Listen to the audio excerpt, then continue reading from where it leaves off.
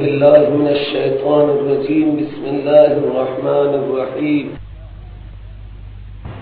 الله سبحانه و تعالی می فرماید شما در این فرصت خباثت کرد، مرضهای گذشتگانتون را تکرار کرد، از فرمان الهی اعراض کرد. این مرض بسیار مهلکی بود، اعراض از فرمان الهی، حیله بازی و همچنین تعمد در اجرای حکم خدا. و اذ اخذنا میثاق بنی اسرائیل، نوع سوم از احوال خمسه، یعنی قسم سوم، نوع سوم، هنگامی که ما گرفتیم عهد و پیمان بنی اسرائیل را، وعده اول لا تعبدون الا الله، به لا اله الا الله. این لا تعبدون خبر به معنای انشاء هست، یعنی نهی، به معنای طلب. لا تعبدو الا الله، پرستش نکنید شما مگر الله را. لا تعبدون خبره لیکن معنای طلب را دارد، معنای لا تعبدو را دارد. پرستش نکنید جانی، مالی، زبانی مگر فقط الله سبحانه و تعالی را. این حق الله، حق بندگان، حقوق العباد. و بالوالدین احسانا، و با والدین خود نیکی کنید. احسنوا بالوالدین احسانا. و بعد از والدین به ذی القربای خویش، با خویشاوندان خود نیکی کنید. و با یتاما، بچه هایی که پدرشون از دنیا رفته و هنوز به سن بلوغت نرسیدن، یتیمن. مساکین، و خصوصا در امر سیاست مدنی برخورد حسن با مردم داشته باشید. قولوا للناس حسنا، بگویید به مردم قول حسن، زیبا. به مردم قول حسن و زیبا را بگویید، از قولهای باطل، از قولهای پوچ، از سخن دروغ، از سخن وعدهای فریبنده لحظه بپرهیزید. بدترین جنایت را و جرم را سروران گرامی اون سیاست مداران میکنن که با ملت خود دروغ میگن. اینها بزرگترین ظلم و غدری که بکنن در حدیث آمده است که آنهایی که با ملتهای خودشان غدر میکنن، لحظه پردای قیامت پرچم غدر را در قسمت دوبر اینها نصب میکنن و اینها توی میدان محشر ذلیل میشن که شما چرا با رعیت غدر کردی، خیانت کردی. خدای عزوجل نجات بده.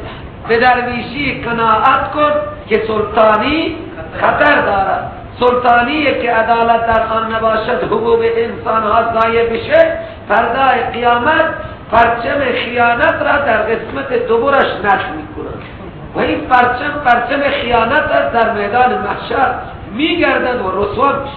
به مسکینی قناعت کن که سلطانی خطر دارد. خوب گفته شاعر اسلامی.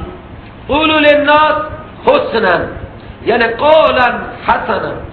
قولا حسنا موصوف صفت است، یا حسن یا کلمات خوب به مردم بگید در امر سیاست مدنیه. و اقیموا الصلاة، اعمال عبادت بدنی، اقامه کنید نماز را.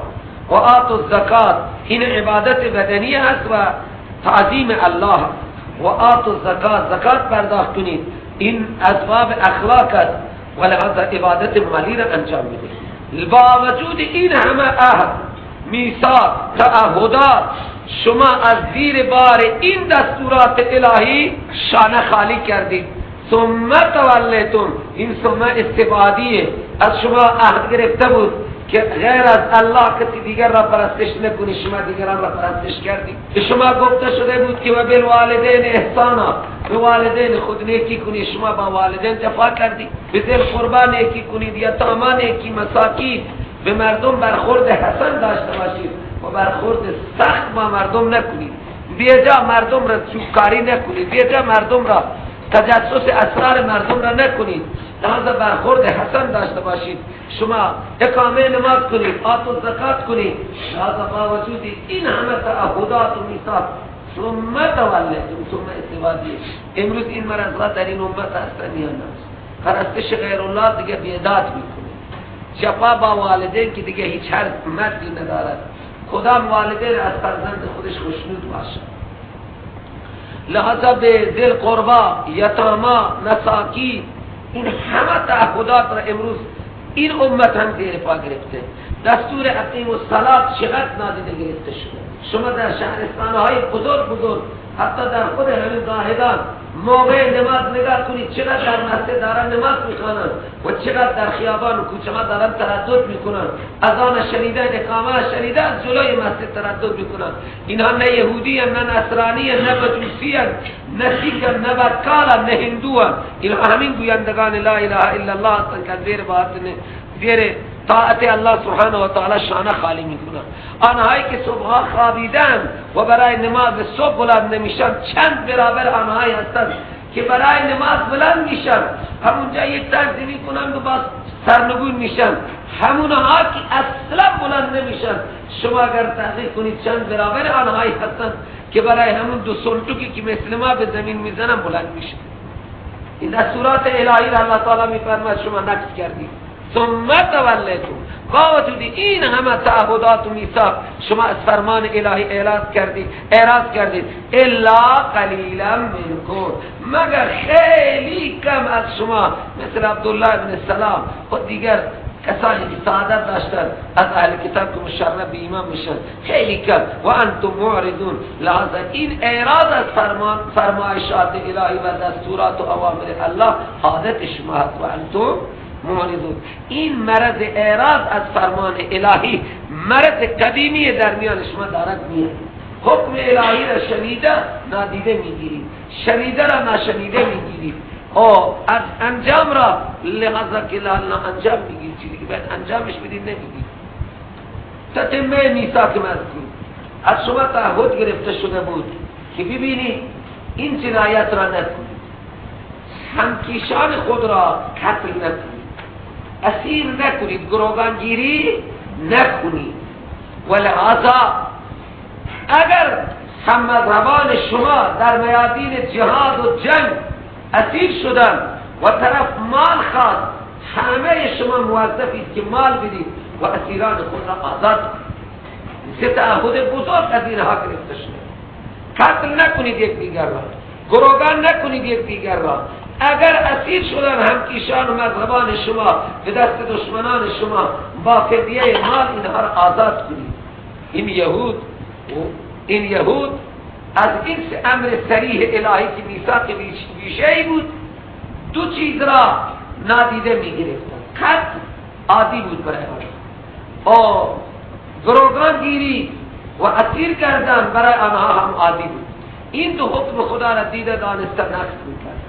اگر کسی از اینها اسیر میشد، لحظه فدیهش میداد، آزادش میکرد. چرا اینطور میکنی؟ به خاطر این که اگر ما حمایت نکنیم همکیشان و حلیفان خود را، لحظه شکست میدیم. در حقیقت آیه شان نزولی دارد. سروران گرامی، در مدینه منوره یثرب دو گروه بزرگ، یکی اوس و دیگری خزرج، دو دسته بزرگ از یهود مذهبان یهود بودند، بنو قریظه و بنی نذیر. بنی نذیر اصالتا یهودی بودند، مذهبا یهودی بودند. قریظه اینها اصالتا عرب بودند، نژادن، مذهبا یهودی بودند. بنو قریظه همیشه در دنیا بلوکهای بزرگ با خود حلیف هم دارن. با خودشان چی دارن؟ حلیف. قومهای کوچک با قومهای بزرگ و مقتدر پیوند دارن، هم عادی دارن هم دیستی دارن. لحظه در شکست و در خوشی و ناخوشی یکدیگر را معاونت میکنن. اوس و خزرج این دو تا قبیله بزرگ با هم همیشه درگیر میشدن. جنگ‌های طولانی بین اینها بود. حلیف اوس بنو قریظه و حلیف خزرج بنو نذیر، وقتی که اوس و خزرج به هم می جنگیدن، این حلفا آنها را همکاری میکرد. اگر از بنی نذیر پیش اوس اسیری میرفت، بنو قریظه فدیهش میداد و آنجا آزادش.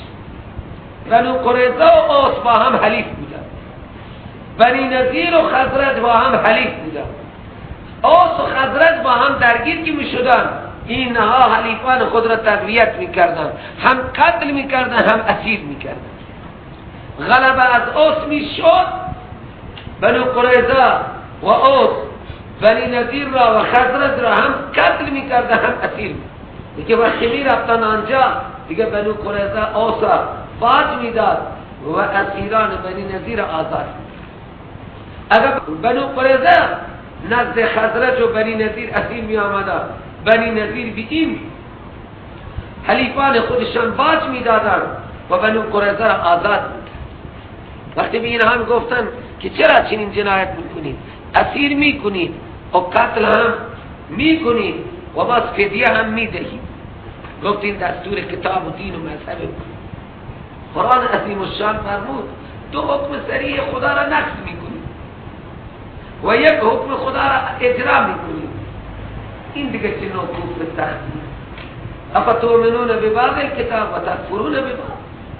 پس بدترین عذاب مال همین است که یک قسمت کتاب را میپذیرند، قسمت دیگر را نادیده میگیرند. این سروران گرامی سختترین کفر و مجازاتش هم در دنیا خزیون هست و یوم القیامت یردون الی اشد. امروز در این امت همینطور هر قسمتی که در شریعت برای ما سودی باشد ماشاءالله شریعت، اگر بدانند که در شریعت به ما باجی گیر نمیاد، قانون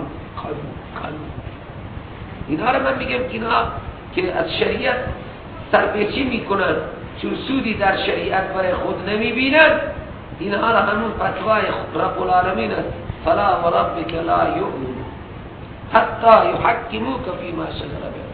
ها در حکمیت شرط که دو طرف باید در برابر حکم خدا تسلیم میشه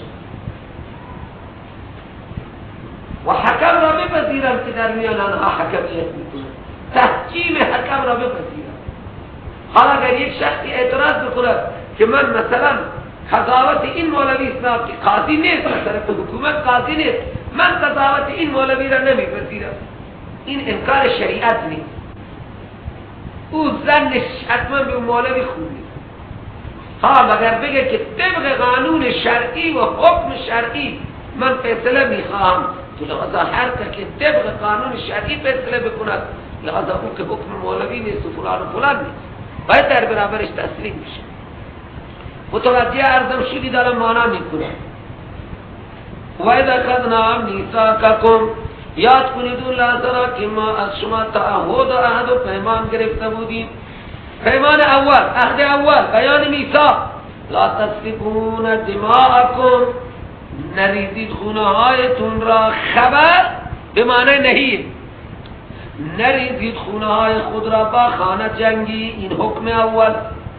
حکم دوم، لا تخرجون انفسکم من دیارکم، اخراج نکنید جانهایتان را، هم مذهبانتان را که جان شما انما المؤمنون اخوتون، جانهای خودتان را از دیارتان، یعنی هم مذهبان خود را هم کیشان خود را تبعید نکنید و گروگان نگیرید، گروگان گیری نکنید، اسیر نکنید.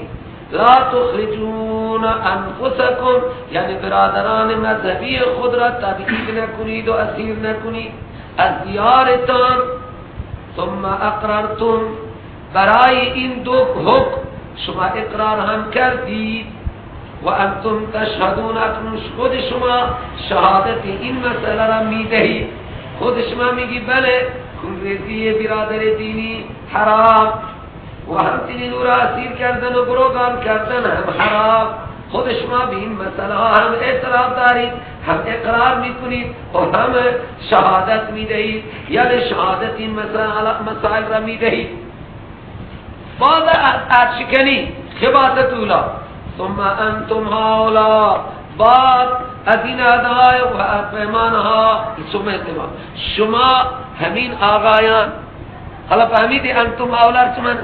شما خبردار همین آقایان گردن کلو، تقتلون انفسکم، شما قتل میکنید هم مذهبان خود را، نفسهای خود را قتل میکنید. خود برادر دینی را قتل کردن یعنی خود را قتل کردن. شما قتل میکنید انفس خود را یعنی برادران هم دینی و هم مذهب را. او حکم خباثت دوم و تخرجون خباثت اولا، این حکم دوم نیست، این خباثت دوم. حکم جایز، اینجا حکم دوم اشتباه، حکم را قطع بزنید خباثت بزنید یا تانا خباثت.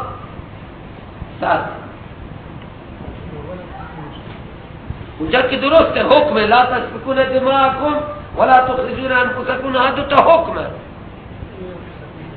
فاعلش میگن ثم انتم هؤلاء تقتلون انفسکم و تخرجون فریقا منکم من دیارهم. خباثت اولا قتل میکردی، عهد شکنی حکم اول را میکردی، عهد شکنی حکم دوم را میکردی، هم درسته. خباثت دوم آنها هم میشه، خباثت دوم و عهد شکنی حکم دوم هم درسته. به مناسبت عهد شکنی حکم اول، عهد شکنی حکم دوم. و تخرجون انفسکم، اینا بازی که متواتر جزیرة العرب.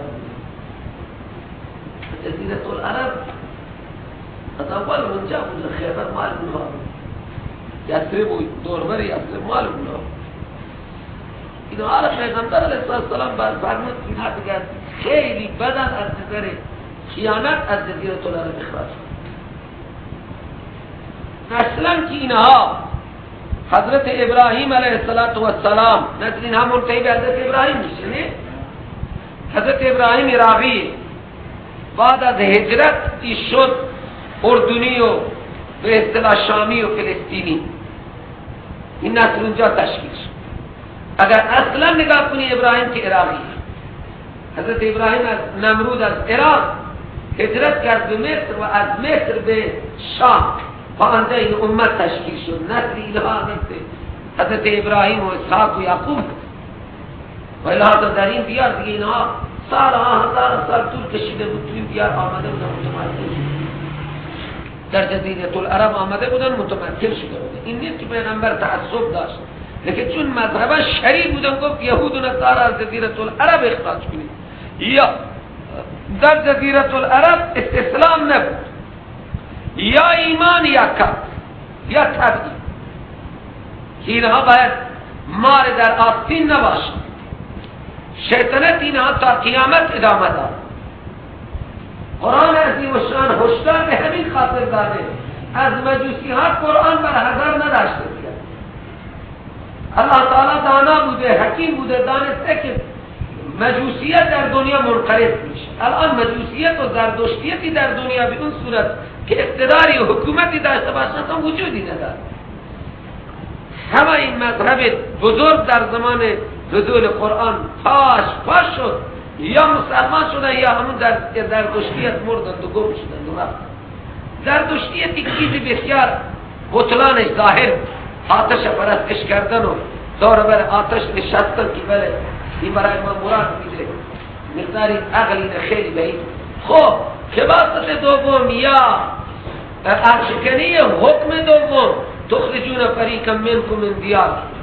کیفیت عرشکنی تظاهرون علیه، شما امداد می کردید بر علیه اون هم مذهبان خود مخالفان آنها، یعنی بنو قریظه حمایت می کرد اسرا، بنو نذیر را له می کرد، بنو نذیر خزرج را حمایت می کرد، بنو قریظه را له می کرد. تظاهرون علیهم، شما کمک می رسانیدید بر علیه هم مذهبان خود، زیرش نوشته مخالفان آنها. این اسم بود چون حق الله را و دستور الله را نقض می کردید. عدوان بود به خاطر اینکه حقوق عباد را نادیده می گرفتید. هم این عمل کرده شما گناه هم بود که حکم خدا را نقض می کردید. عدوان هم بود که شما حق بندگان را نادیده می گرفتید، تجاوز بود. این بالاسم و عدوان بود، این تظاهر شما، این تقویت شما که شما مخالفان هم مذهبان خود را تقویت میکرد. و اگر می آمدن اون هم مذهبان شما پیش شما اسیر شده، تفادوهم، شما فدیه میدادید و آنها را آزاد میکردید. حالان که شان اینه، ضمیر شانه حرام قرار داده شده بود بر شما اخراج آنها حرام قرار داده شده بود. قتل به طریق اولا حرام بود و قتل به طریق اولا حرام نبود.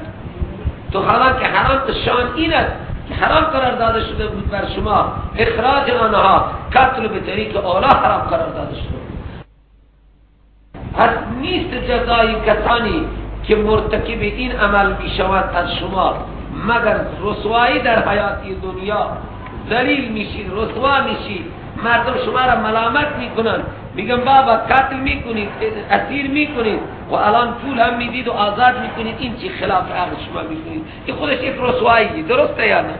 قتل میکردن، اسیر میکردن، مال میداده، آزاد میکردن، خودشان هم قتل میکردن و خودشان هم اسیر میکردن، بعد خودشان پول میدادن، آزاد میکردن.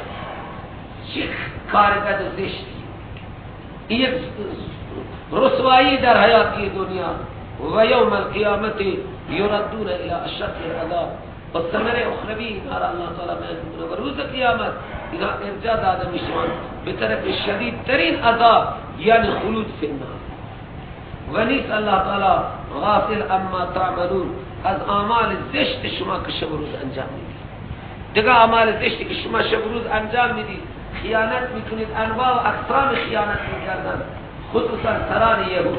الله تعالی ذکر میده که الله تعالی از اعمال زشت شب و روز شما هم یه خبر نیست. و ما الله بغافل عما تعملون. تتمه نوع ثالث که خبائث یهود موجود را بیان کرد. الله سبحانه و تعالی میگه اینها دنیا را به مقابل آخرت ترجیح داد.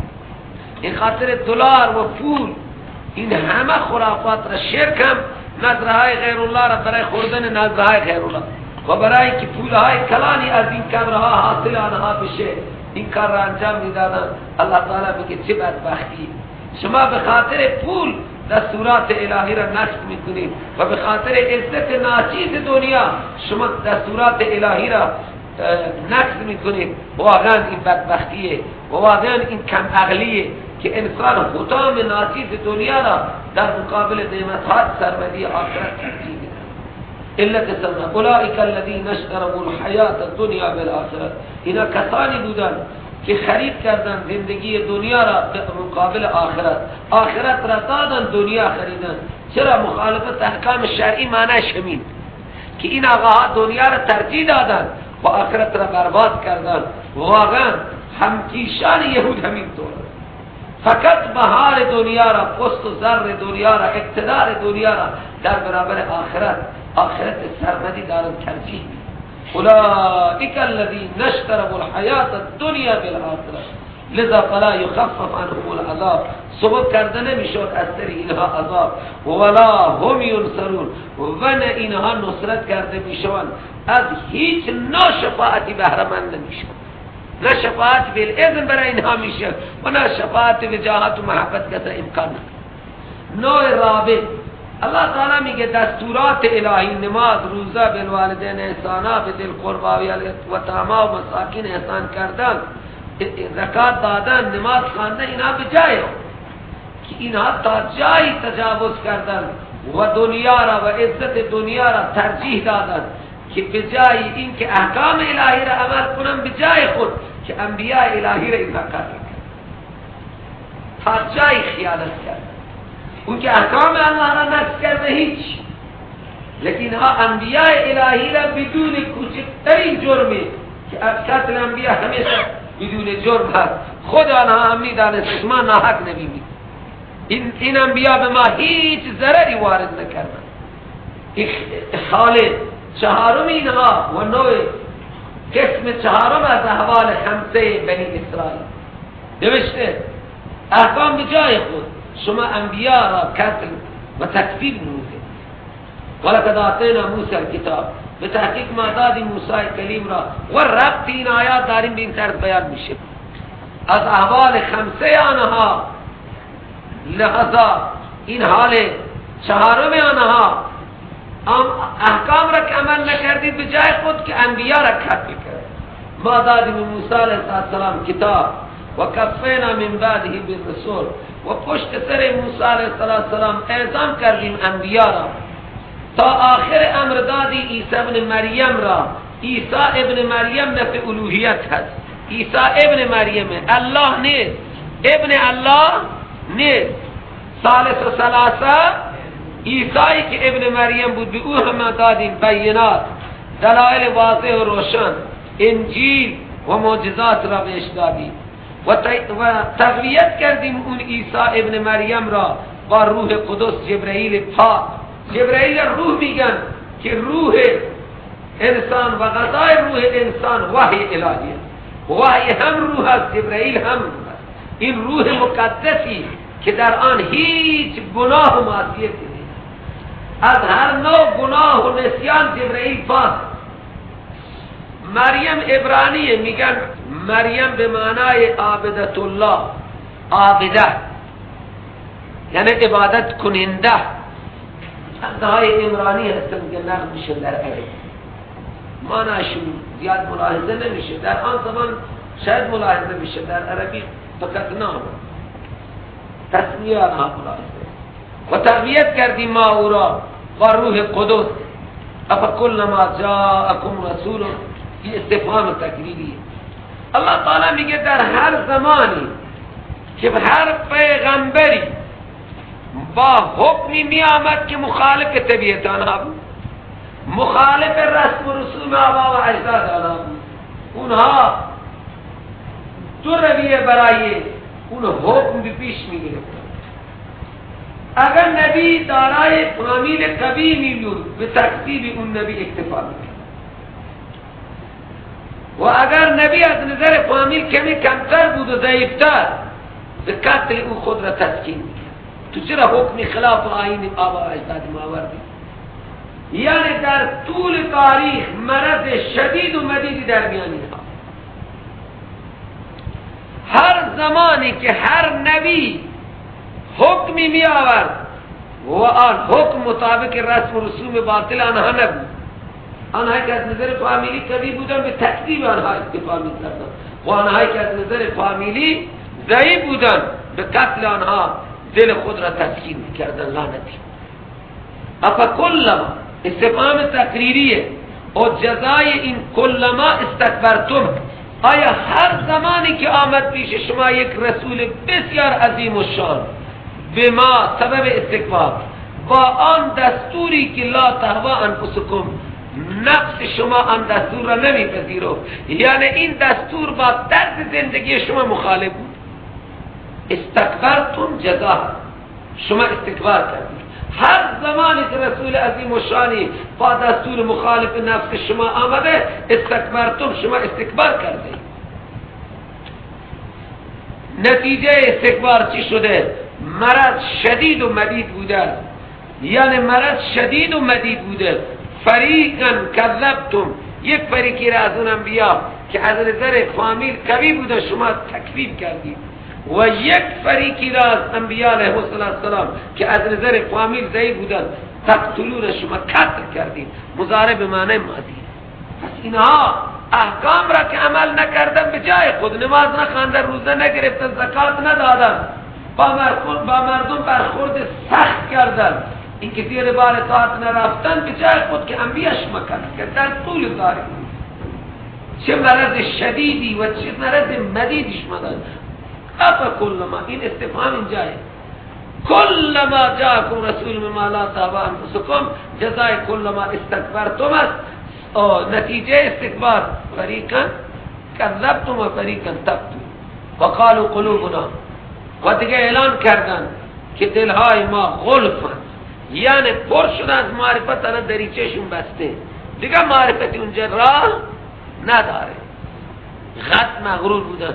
شما از نظر علوم دیگه به انتحار باطل به علوم ناچیز خودش خیلی افتخار و میناد و گفتن که دلهای ما پلم شده هستند، ممتلئة علما لا تحتاج الى محمد و الى غیره از ابن عباس. غرف معنیش فهمید؟ پرن و دریچهشون الان بسته شده، دیگه معرفتی تو دل ما جا نداره. الله تعالی سبب اصلی الله تعالی فرمود پر از معرفت نیستن دلهای شما پر از لعنت هست. نور با لعنت که نجس است جمع نمیشه. علت بر نه توی دل اینها هیچ معرفتی نرفته و دل آنها پر از معرفت نیست، بلکه لعنهم الله، الله اینها را لعنت کرده. الله اینها را لعنت کرده. چرا؟ به کفر، به خاطر عدم ایمان، نه استقلال مذهبی. ثمره لعنت چی شده؟ فقلیلا ما یؤمنون، خیلی کم شما اظهار ایمان و به مقتضای ایمان عمل. نوع پنجم، صرف نظر از اجداد شما که در طول تاریخ خود انبیاء را قتل کردند، آخرین نبی بنی اسرائیل عیسی ابن مریم را هم به زعم خود به دار کشیدند و یهودی ها به زعم خود عیسی را دار کشیدند. الله تعالی میگه اون که پدران شما خیانت کردن، جنایت کردن، انبیاء قتل کردن و ادعای پوری دل از معرفت کردن، در حالی که دلان آنها مملو از لعنت الهی بود، الله تعالی میگه شما با خاتم النبیین چه برخورد زشتی کرد؟ حالانکه همه شما به انتظار خاتم النبیین و خاتم الکتب نشستن، همه جمع شده بودن در جزیره العرب که خاتم النبیین در همین دیار میاد. در یثرب اینها قرار گرفته بود و گاهگاهی عرب ها را سوال میکردن که بچه با کمالی در میان شما پیدا نشده که از هر لحاظ کمال داشته باشه، زیبایی ظاهری داشته باشه، زیبایی معنوی داشته باشه، صدق و صفا همیشه در او باشه. اینها در لحاظ از عرب ها استفتاء میکردن. گاهگاهی عرب ها را هم میگفتن خاتم النبیین مبعوث بشه، لحاظا پدر شما را در میاریم تو خانه کعبه بت آوردی. تو گاهگاهی هم میگفتن به طفیل خاتم النبیین خدا ما را نصرت بفرما، به طفیل خاتم النبیین ما را نصرت بفرما. پس معنای یستفتیون شدن. اول به معنای طلب خبر از مشرکین راجع به ولادت پسری با کمال، یستفتیون این معنی که در میان شما عرب ها بچه با کمالی به دنیا نه آمده. دوم اظهار نمودن از ظهور نبی مکرم. مشرکین را می گفتن خاتم النبیین مبعوث بشود و خاتم الکتب نازل بشه، دیگه ما می دانیم که با شما چیکار.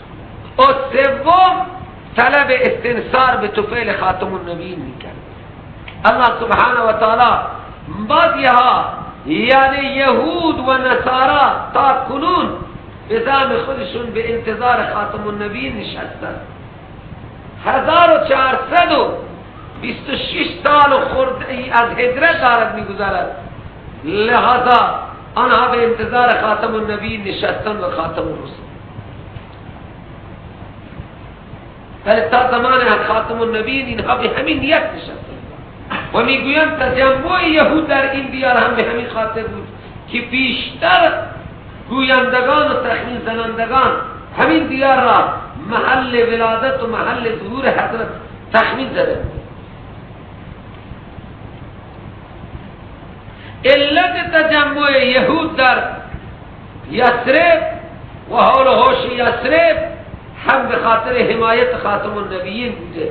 در گذشته امروز هم شما به انتظار مهدی میشد. بسا منتظر وقت دیدن منتظر زیر بار طاعت نرفتن. چرا؟ اون منتظر اعمال زشت ما را که تایید نمی کند، با اون حکمی میاد که لا تهوا انفسکم، مهدی کی بیاید هم لحظه مطابق میل ما میاد. خب بیلی مازه ها را، چرخی ها را، پنگی ها را، این پالخته ها را، این میشو پوشه ها را و مهدی تایید میکنه. یا گردنشون میزنه. اینا هرگز مهدی را نمیزنه. و مهدی کبر پرستی و گنبد پرستی را هم میپذیره. لذا این مهدی که پیدا شده فرزند حسن عسکریه و در دنیا غایبه و با بزرگان ملاقات دارد، این مهدی را غیر از همین اثنا عشری دیگه هیچ احدی در این کره خاکی از این 1 میلیارد و چند میلیون مسلمان قبول ندارد. البته به ظهور مهدی یک مرد مسیحی اونها میپذیرند که اون هم خدا میداند که متولد میشه و که ظهور میکند. آنچه که از احادیث و روایات معلوم میشه ظهور مهدی و نزول عیسی از آسمان همزمان. پس الله تعالی دارد میگه که صرف نظر از اجداد شما، خود شما خاتم الانبیا را تکذیب کرده. ولما جاءکم کتاب من عند الله، و وقتی که آمد پیش شما کتاب عظیم و شان، تنوین کتاب برای تعظیم هست، کتاب بسیار عظیم و شان، قرآن مجید، قرآن حکیم از جانب الله بر قلب محمد رسول الله. اون کتاب عظیم و شان مصدق لما معهم، تصدیق میکند اون مضامین و کتبی را که با شما هست. شما چکار کردید؟ حالا این جمله حالیه هست، اعتقاد یهود قبل از بعثت، حالا که بودن اینها قبل از تشریف آوری این کتاب عظیم و شان، قبل از نزول این کتاب عظیم و شان و این کتاب مصدق لما معهم، حالا که بودن قبل از نزول کتاب مصدق لما معهم، یستفتحون علی الذین کفروا. یستفتحون سه معنی دارد، یعنی انکشاف حال می کردن، اکتشاف حال می کردن بر آنهایی که کفر کرده بودند. یستفتحون ظاهر می کردن بر آنهایی که کفر کرده بودند، یعنی مشرکین عرب.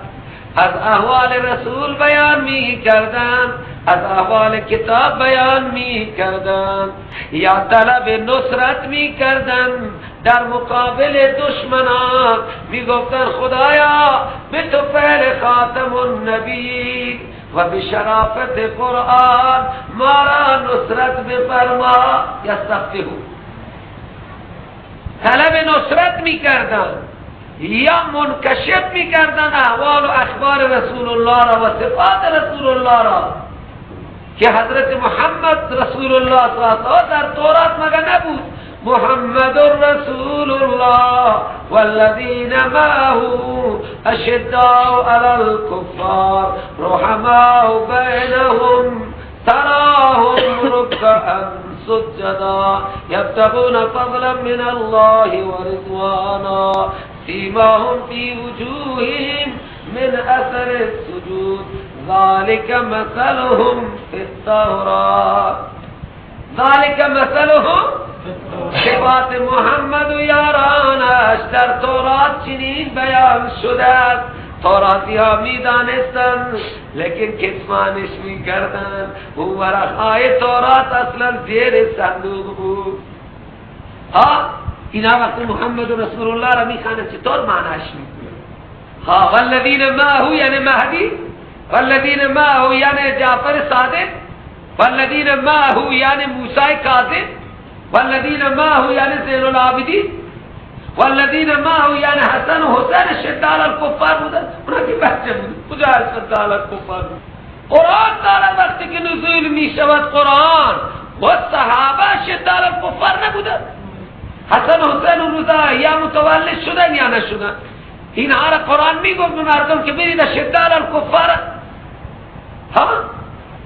الله تعالی خبر می دهد که یاران محمد، آنهایی که با محمد قرار دارند، در حال حاضر شدال الکفر.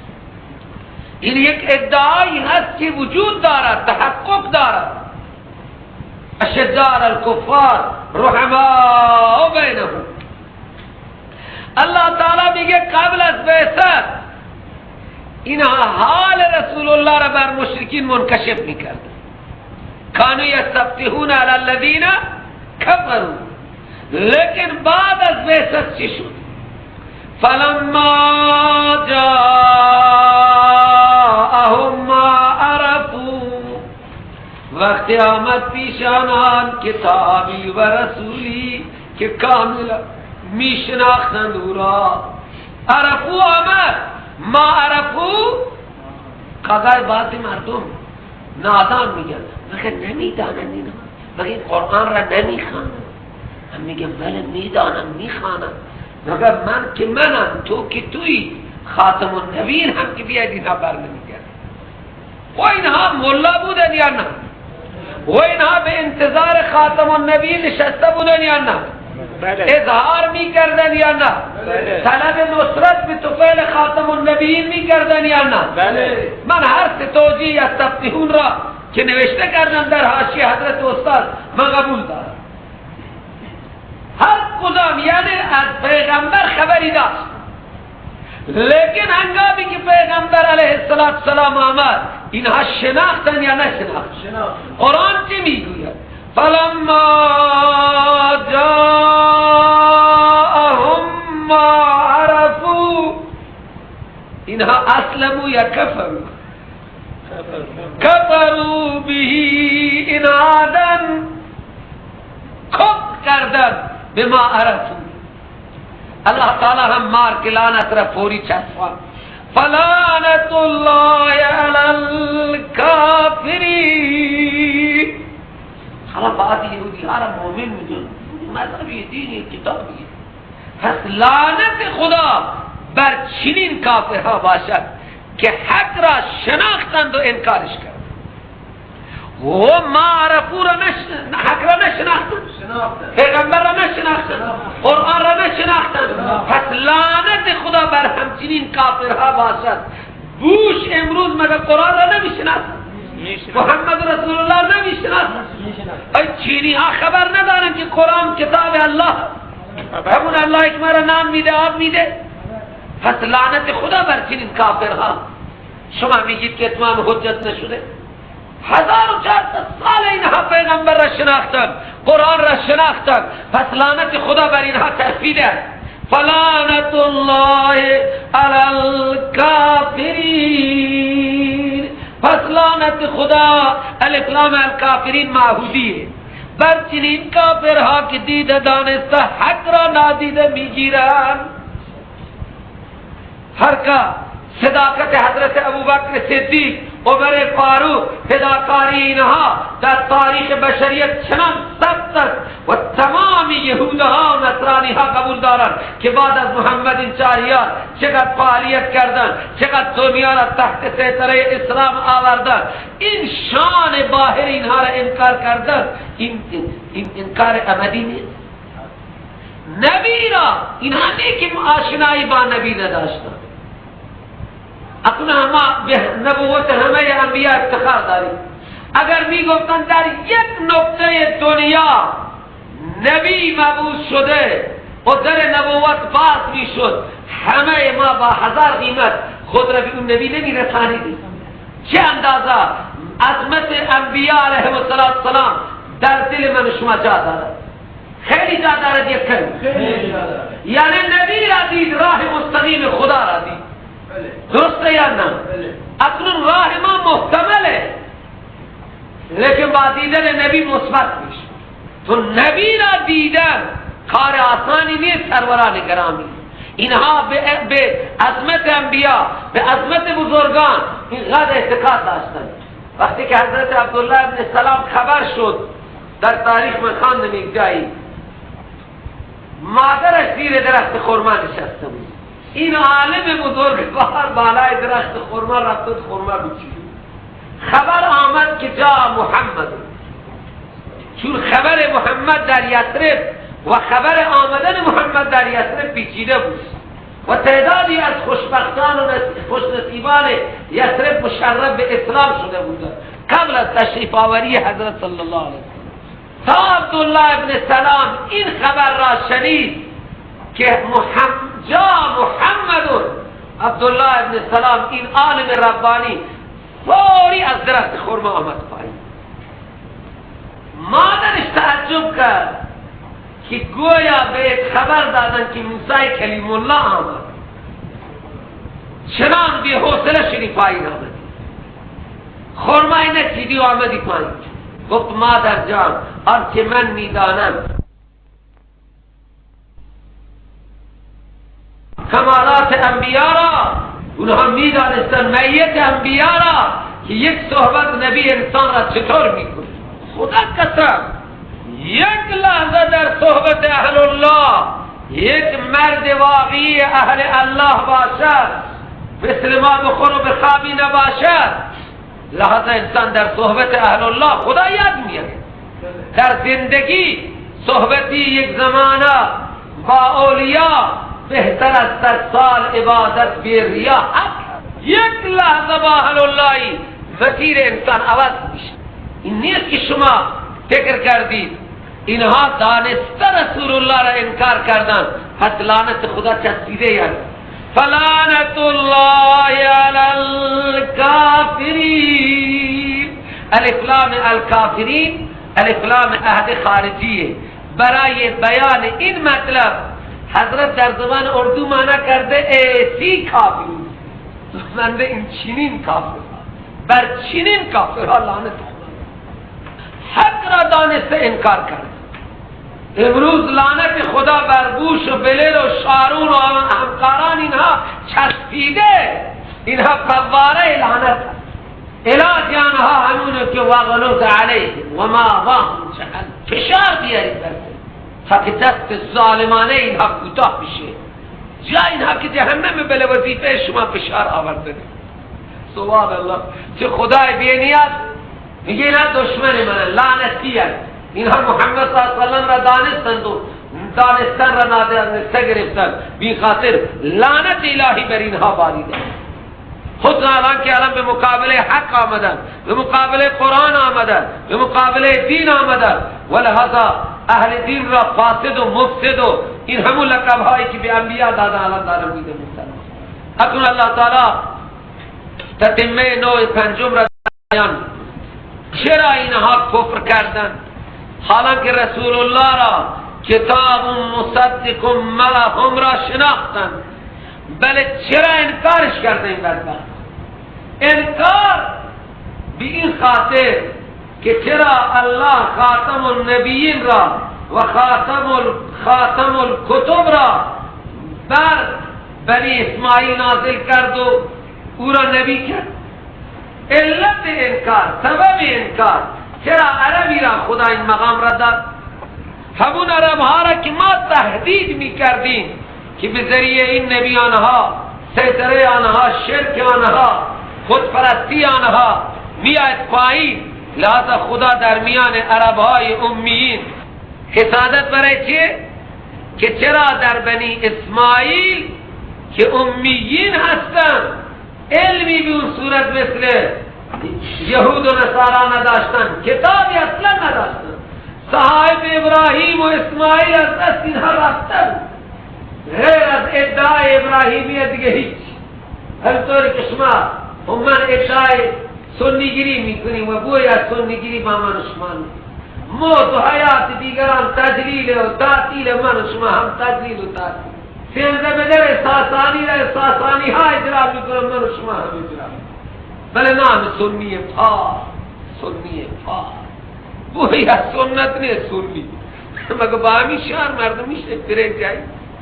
سنی یعنی پایبند قول و فعل و تقریر.